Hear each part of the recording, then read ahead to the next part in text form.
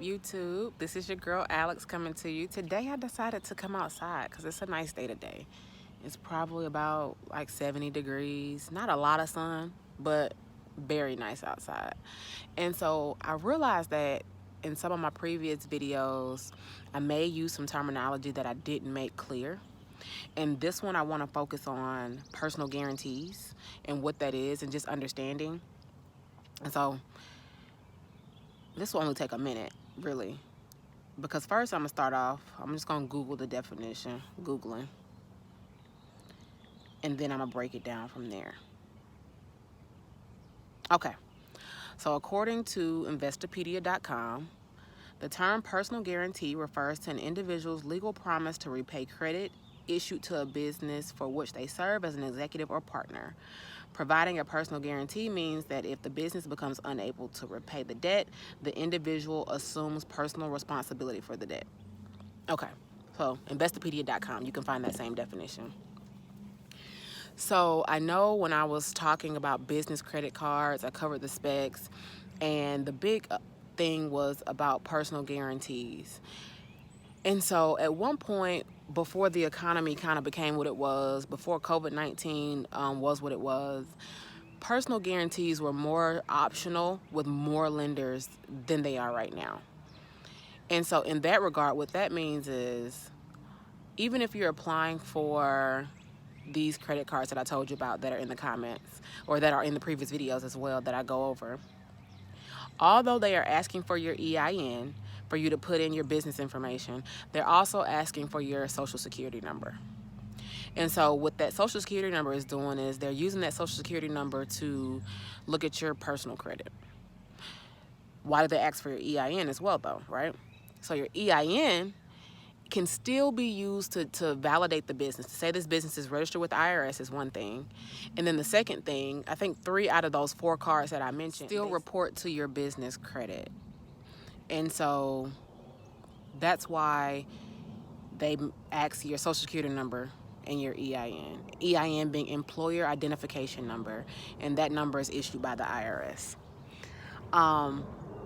So the personal guarantee comes into the mix is because we're basing what we give you off your personal credit.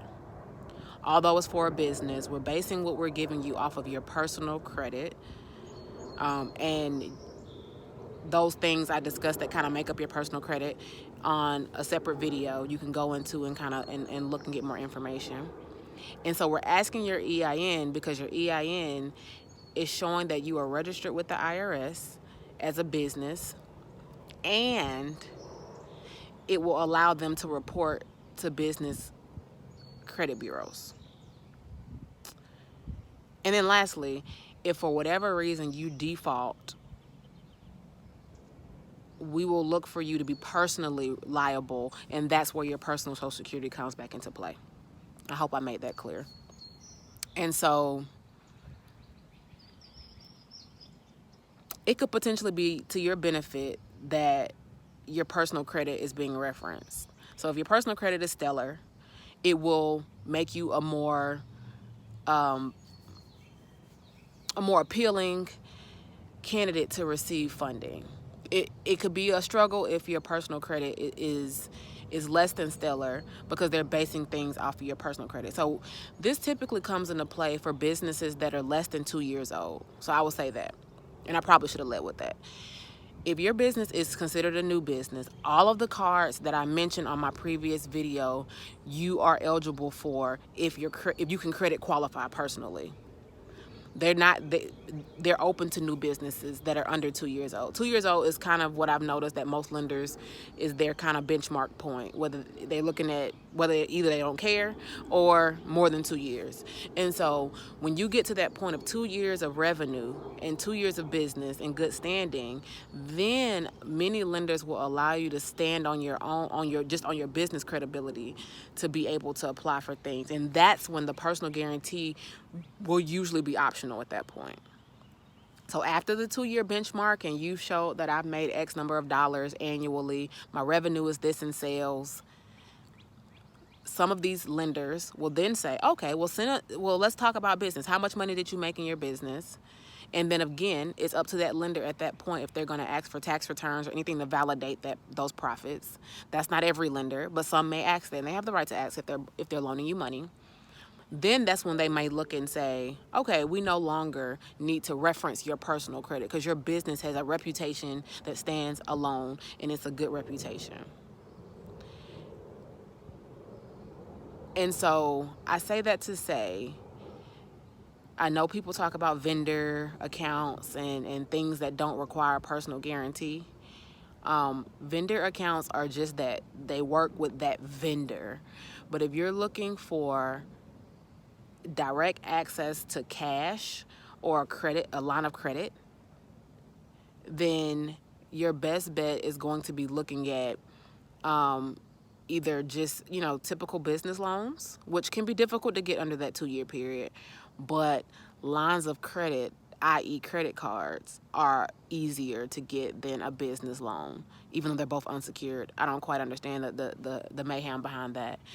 And so don't get discouraged, because if you have a sound business and you've done a good profit and loss statement, you've done good market analysis, you've done all these things to ensure that your business is in line, and you feel confident about your idea, you feel confident about your ability and your plan, don't let the personal guarantee scare you away, because all that's going to do is help you in the long run building your business credit, although it's basing it initially off your personal credit.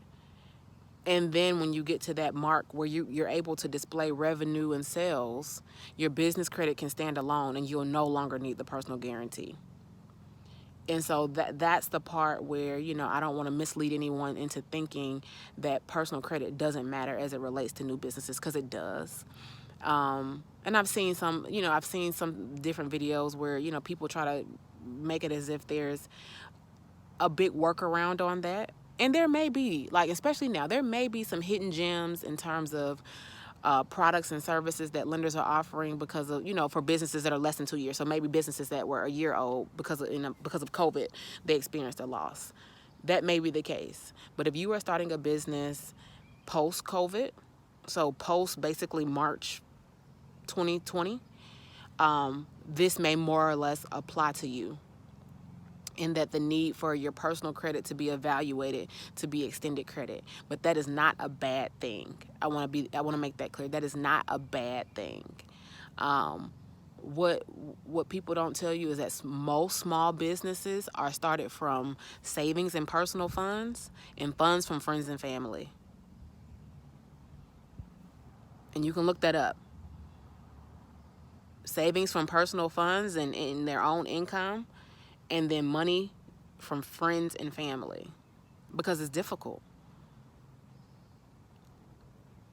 The majority of business that you see, that they qualify as small businesses, your neighborhood mom and pop shop, they're small businesses, and before they started that business, they were an employee. So don't get discouraged because you see someone already here and you're trying to look for ways to jump the ladder to also get here.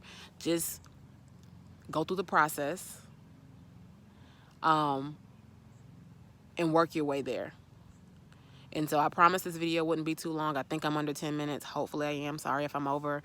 But I hope this kind of clarified the personal guarantee question and kind of the video is about the business credit card. All of those cards that I discussed in that video, and the links are right below here, you are able to apply for as a small business with no tax returns, no proof of income. Okay? All of them. And I'm only telling you this because I did it. All of them. And so, and unless they decide to change the policy, today, what is today? March the 12th at 1 o'clock Eastern time. All of them. They are in the comments. If you have any questions, per usual, hit the comments. So I look forward to seeing you in the next video. And thank you for joining me today. Y'all have a good Friday.